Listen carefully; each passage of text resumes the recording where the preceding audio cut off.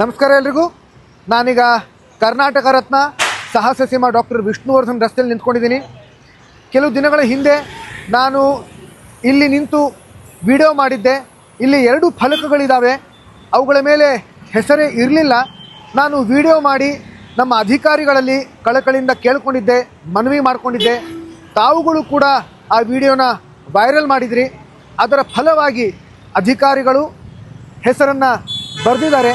ನಾನು ಈ ವಿಡಿಯೋ ಮುಖಾಂತರ ನಮ್ಮ ಅಧಿಕಾರಿಗಳಿಗೆ ಧನ್ಯವಾದಗಳನ್ನು ಹೇಳ್ತೀನಿ. ತಾವು ಕೂಡ ಈ ಫಲಕಗಳನ್ನು ದಯವಿಟ್ಟು ಗಮನಿಸಿ, ತೋರಿಸಿ.